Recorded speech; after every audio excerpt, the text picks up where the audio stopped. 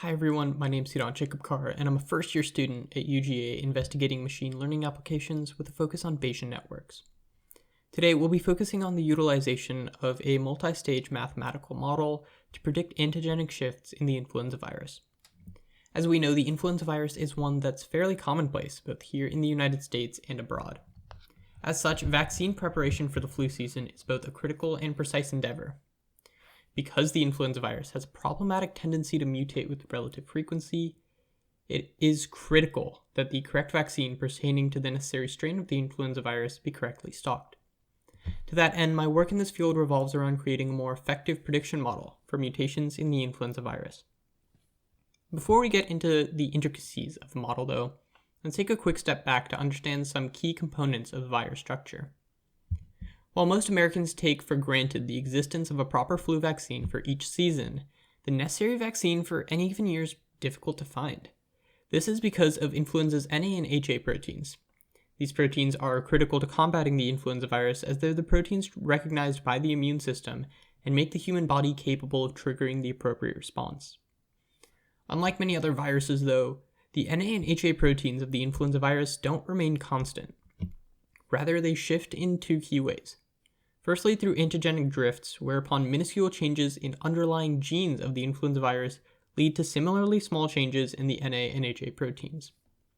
Secondly, through antigenic shifts, which represent more significant, meaningful changes in the influenza virus as a whole, and can cause large changes to the HA and NA proteins.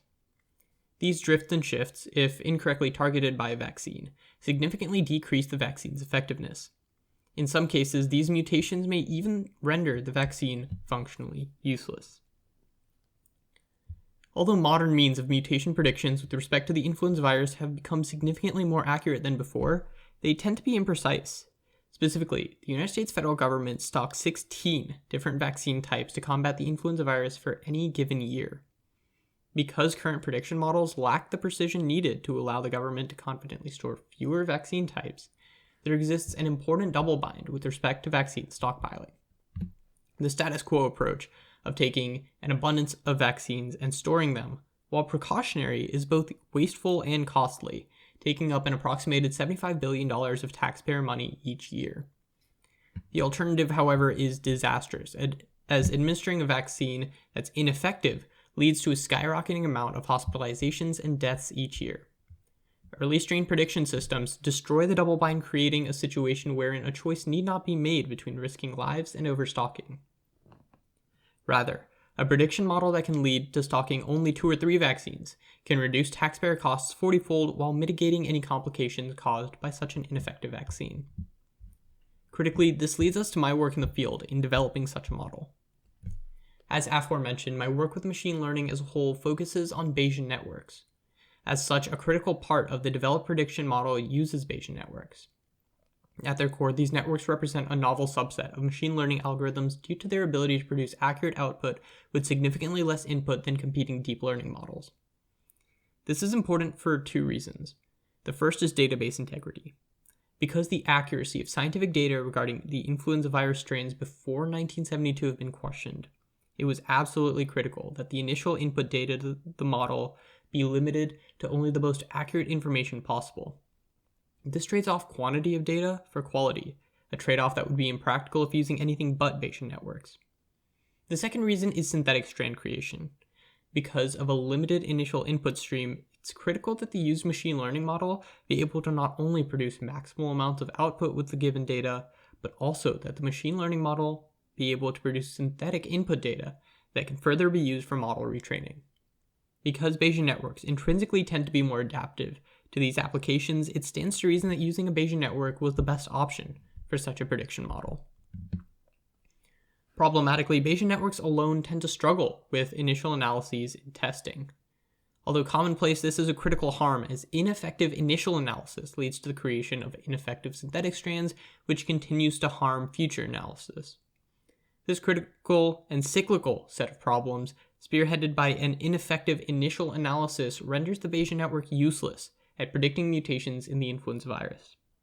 As such, it was critical that the mathematical model provided have a means by which to eliminate obviously erroneous output produced by the influenza virus. Levenshtein's distance algorithm was chosen to serve this purpose. The distance algorithm is relatively simple in nature and simply compares two strings.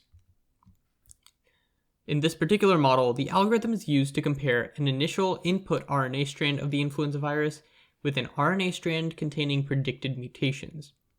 Because mutations tend to be extremely small and occur much more frequently at the beginning of RNA strands than at the end, Levenshtein's distance algorithm was applied to easily dispose of any output which strayed from this criteria. Critically, this solved the aforementioned problem and allowed for significantly more accurate sets of output data in the long term. After applying a simple user interface to the model, I've presented the demo here. The initially presented scene allows for a significant amount of user input with respect to curating input data for the model. As seen from left to right, the user has the ability to choose a subset of years for model input. Followed by that, the user can select the specific strain of the influenza virus they wish to study. Finally, to adjust the specific amount of strands that will be used into the model, the user has the ability to choose the amount of variance of the chosen strain they wish to analyze, as well as the protein they'd like to focus on. Following this, the model input is shown graphically on the scene with the far left graph corresponding to the similarity of each variant's RNA structure. Shaky areas represent positions whereupon the variants have RNA differences, while smooth areas represent similarities. The graph to the right is similar and indicates the probability of a mutation at any given point. Finally, the list at the bottom is a color-coded list of the variants analyzed and their subsequent RNA strands. Upon building the model, the user also has the ability to control some aspects of the model output post-analysis. Specifically, the user may select how many positions he or she wishes to see mutate. Users may also select the amount of mutation predictions they wish to process in total, along with the baseline strain used for these aforementioned predictions. Upon running the selection, we see that the model produces 50 potential new RNA strands for a mutated virus at the bottom of the scene, along with their Levenshtein's distance. The top right shows a dynamic real-time view of model output, which the model is analyzing. Finally, the top left indicates the positions the model believes are most likely to mutate, along with their new mutated sequence and the probability that such a mutation might occur. As a whole, this prediction model holds significant potential as a means by which to predict mutations in the influenza virus. Specifically, the model is most effective at identifying antigenic drifts, as these tend to be more common in nature, and the model has significantly more iterations dealing with such drifts. Shifts tend to be anomalous, geographically diverse, and due to far more factors than just the nature of the influenza virus itself. Model testing was done using empirics, such that a model's output for a given year would be compared with the actual strain for that year. Problematically, this was difficult to do at a large scale, because it was necessary that only very recent years of influenza virus strains be utilized for testing, as previous year data was critical to model retraining. As such, it will be necessary to conduct significantly more testing to understand the true accuracy of such a model. Critically though, such a model is also largely modular. The application of Levenshtein's distance was simply another piece added to the puzzle. My work currently focuses on the potential of applying a Markov model into the overall mathematical model to increase prediction accuracy. Furthermore, because this model relies heavily on HA and NA proteins which have similar corresponding proteins in other viruses, I hope to soon expand my work to investigate the applicability of such a model on other viruses. While it is unlikely that such a model could be applied directly to something like COVID-19, which is causing the current pandemic, there does seem to exist some potential for application of such a model to the novel coronavirus as a whole, tracking its mutations and drifts. It's my hope that this model, or others like it which utilize Bayesian networks, will be the new industry standard in mutation prediction. My work will continue to that end. Thank you.